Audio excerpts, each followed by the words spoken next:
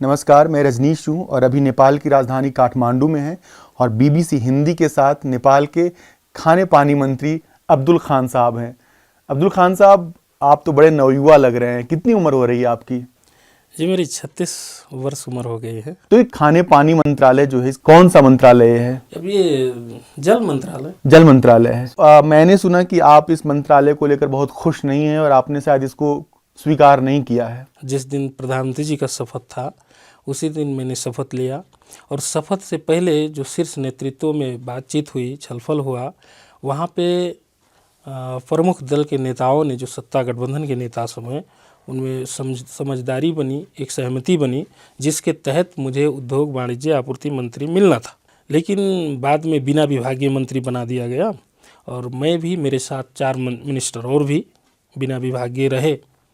बाद में बगैर हम लोगों से समझदारी किए, बिना पूछे, बिना मीटिंग किए, हमारे अध्यक्ष जी से बिना मीटिंग किए, वो लोग हमारे मंत्रालय को परिवर्तन किए और 1 घंटा के भीतर हमको खबर मिला, हम सभी को, कि आपको जो है जल मंत्री यानी खाने पानी मंत्री बना दिया गया। आपका जो नेपालगंज है वो बहराइच से लगा हुआ है, उत्तर प्रदेश के, तो आपके भी रिलेटिव बॉर्डर के पार हैं? हाँ, बहुत रिलेटिव लोग हैं हमारे।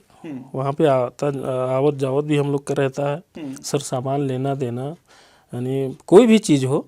तो भारत के मुसलमानों और नेपाल के मुसलमानों में कुछ अंतर आप कर पाते हैं? देखिए, अब बॉर्डर के जो आसपास इलाके हैं उसमें तो अंतर करना मुश्किल है, क्योंकि भाषाएं भी मिलती हैं, रहन सहन भी सेम है, कल्चर भी सेम है, तो उसमें अब कहिए कल्चरल हिसाब से आप अलग नहीं कर सकते हैं, भाषा के हिसाब से अलग नहीं कर सकते हैं, लेकिन पॉलिटिकल रूप में बिल्कुल अलग है। देखिए, उधर के लोगों से हमको लगता है बॉर्डर के इस पार के लोगों में राजनीतिक चेतना बहुत ज़्यादा है।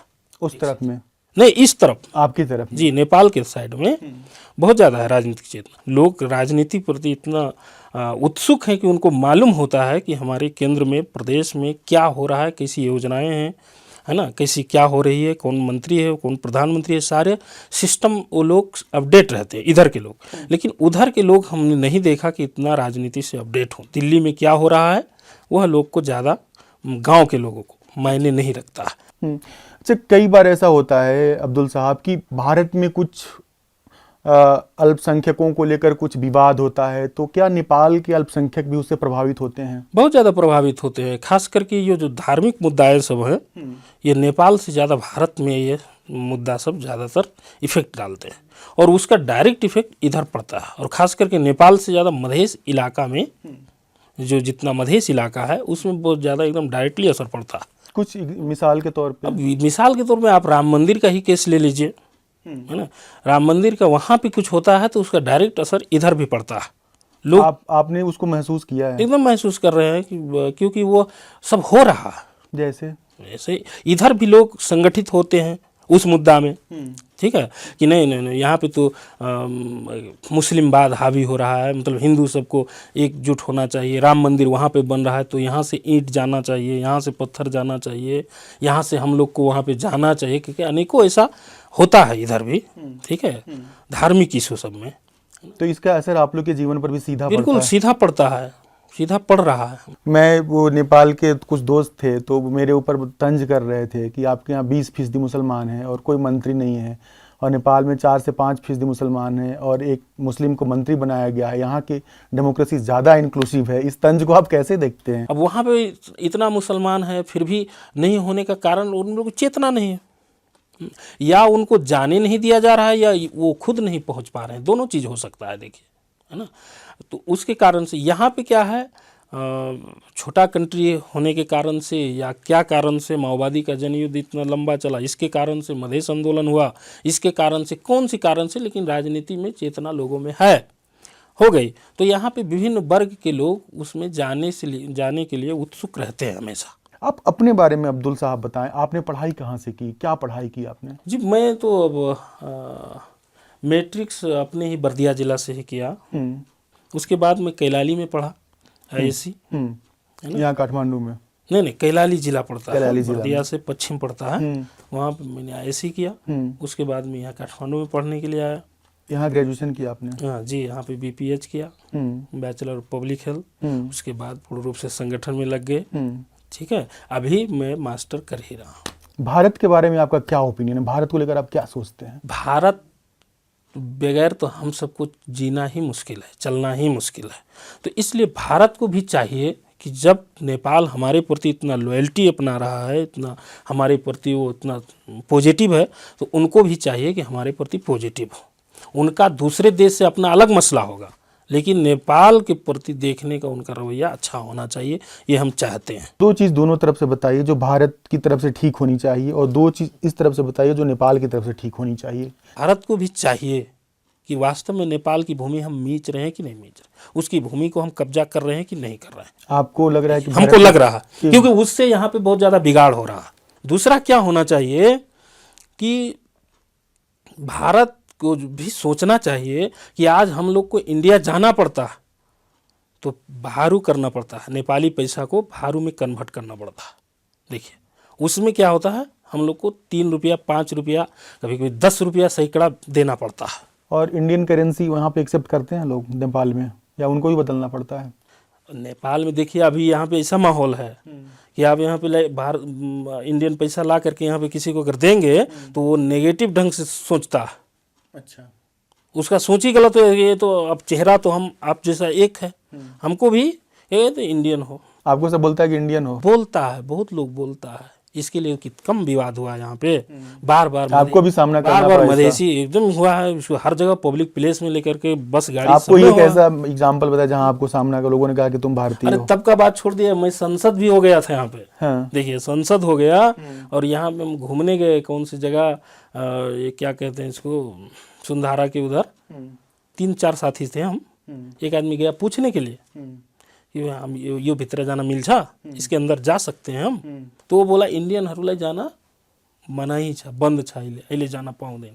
तो भारतीयों के लिए नहीं जाना मना है? जाना मना।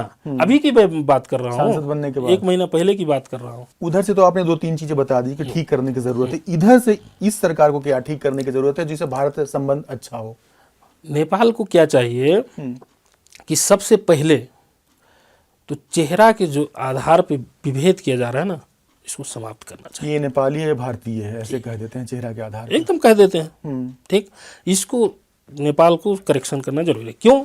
क्योंकि मान लीजिए चाइना है, उत्तर साइड में चाइना है, तो वहाँ बॉर्डर से सटे लोग चाइनीज जैसे होंगे ही। उनको हम चाइनीज नहीं कह सकते, उनको हम चाइनीज नहीं, कॉमन सी बात है कि भाई जिधर जो रहेगा उधर का हवा पानी के हिसाब से उसका बनावट हो जाएगा, है ना। उसको जैसे हम उसको चाइनीज नहीं कहते हैं या कहते भी नहीं हैं हम सब। मान लीजिए यहाँ पे कोई चाइना का आदमी भी आ जाए, ठीक है, कोई आ जाए तो अभी हम नहीं कहेंगे तो आप चाइनीज हैं, हम नहीं कहेंगे, क्योंकि वो ये मधेसी लोगों का वो कंसेप्ट नहीं है। कोई भी आएगा अगर उसका चेहरा मोहरा उसका बनावट पहाड़ी जैसे है तो उसको हम सब पहाड़ी कह देंगे। और बहुत सारा अभी गांव घर में कहने के तो जो नेपाली कहता नेपाली कह देंगे, ठीक, लेकिन उसको हम चाइनीज नहीं कहेंगे। उसी प्रकार यहाँ के लोगों को चाहिए कि सिर्फ चेहरा देख करके किसी को जो है भारतीय कह देना, विदेशी कह देना, ये नहीं कहना चाहिए। तो आपके लिए अब्दुल साहब जितना करीब बहराइच है उससे तो ज़्यादा दूर काठमांडू है। बहराइच में जो पॉलिटिकल, जैसे आप बहराइच के जो उत्तर प्रदेश में बहराइच पड़ता है उसके मुख्यमंत्री योगी आदित्यनाथ हैं, उनके बारे में आप कोई ओपिनियन है? एक बार हम गए थे वहाँ पे, उनका कहाँ है, गोरखपुर में, ठीक, घूमने के लिए गए थे और गोरखपुर के उनके मंदिर में ही पहुँचे। देखिए जो मंदिर एरिया है वहाँ पे धर्मशाला है, उसी में पहुँचे। मैं मंदिर भी घूमा एकदम अच्छे से, बैठा वहाँ पे। उसके बाद कहे अब रात यहीं पे रुकेंगे, ठीक। अपने मित्र से हमने कहा जाओ भाई पूछो कितना पैसा लगेगा धर्मशाला में रहने का। वो गए पूछे तो उन्होंने कहा ID चाहिए, प्रूफ चाहिए। हम मेरे पास नागरिकता था, ठीक, हमने कहा नागरिकता है मेरे पास, तुम्हारे पास भी होगा। दोनों नागरिकता वो लेके गए वहाँ पे, ठीक। तो उन्होंने जैसे ही देखा मेरा नाम अब्दुल खान, तुरंत का तुम लोग यहाँ से तुरंत के तुरंत निकल जाओ वरना अभी खबर करता हूँ। ऐसा बोला? ऐसा बोला, एकदम एग्जैक्ट ऐसा ही बोला। ये कब की बात बता रहे हैं? ये मैं लगभग 3 साल पहले की बात बता रहा हूँ, 3-4 साल पहले जी। लेकिन आप श्योर कैसे कह सकते हैं कि अब्दुल खान नाम देखने की वजह से ही कहा हो? उन्होंने, मेरे मित्र ने जाकर के नागरिकता दिखाया। तो हो सकता है नेपाली होने की वजह से ऐसा कहा हो? नहीं, नेपाली का बात वहाँ पे नहीं था, कोई भी रह सकता था, लेकिन मुस्लिम को वहाँ पे नहीं अलाउड नहीं है। वो धर्मशाला में मुस्लिम नहीं रह सकता। कोई ऐसा लीडर इंडिया में जो आपको अच्छा लगता हो? अब इंडिया में बहुत सारे लीडर्स हैं। हम तो राम मनोहर लोहिया जी का हमको पढ़े थोड़ा बहुत, है ना। उसके बाद में जवाहरलाल नेहरू जी का भी पढ़े। गांधी जी को तो हम सब अपना आइकन ही रखे थे, है ना। तो अब इंडिया में तो एक से एक लीडर रहे हैं, अभी भी हैं बहुत लोग।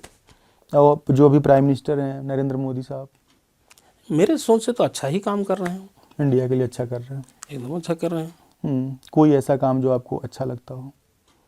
हमको तो सबसे अच्छा, मैं तो डायरेक्ट इफेक्टेड नहीं हूँ उससे, लेकिन लोगों की जो सुन रहा हूँ, है ना, जो लोगों के लिए जो राशन कार्ड वगैरह दे रहे हैं, ठीक है, जो फ्री में अनाज दे रहे हैं, जी दे रहे हैं, मुफ्त में उनका आवास बना रहे हैं, वो सारी योजना बहुत अच्छी हैं गरीब लोगों के लिए। एक आखिरी सवाल है कि कोई आपके जीवन की कोई तमन्ना है जो कि आप करना चाहते हो? देखिए, करना तो बहुत कुछ चाहते हैं, वरना यहाँ तक हम आते क्यों, है ना। ऐसे फैमिली से उठ के आया हूँ। आपके पिताजी क्या करते हैं? तो खेती किसानी। मेरे पिताजी तो इतनी गरीबी के हालत से गुजरे हैं, है ना, कि वो जंगल से जो ला करके क्या बनाते हैं, वो टोकरी वगैरह बोलते हैं ना, जिसमें मिट्टी वगैरह, बांस वगैरह, है ना, ऐसा ऐसा ला करके बना करके हम लोग को पाले हैं, पाले पोसे। कितने भाई हैं आप? हम 3 भाई हैं, सबसे छोटे मैं हैं, एक बहन है। और 2 भाई क्या करते हैं? और घर में रहते हैं, खेती किसानी का। आपके पिताजी अब तो काम नहीं करते, तो आप मिनिस्टर बन गए, सांसद बन गए? नहीं, मिनिस्टर नहीं, अब उनका उम्र ही नहीं रह गया काम करने वाला।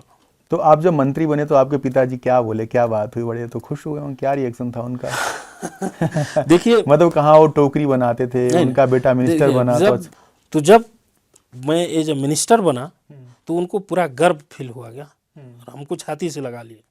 शादी वादी कर चुके हैं आप? जी, बहुत पहले शादी हो गया था। मैं 8 क्लास में ही पढ़ता था। 8 क्लास में ही? जी, 13 वर्ष की उम्र थी मेरी, उसी समय हो गया था।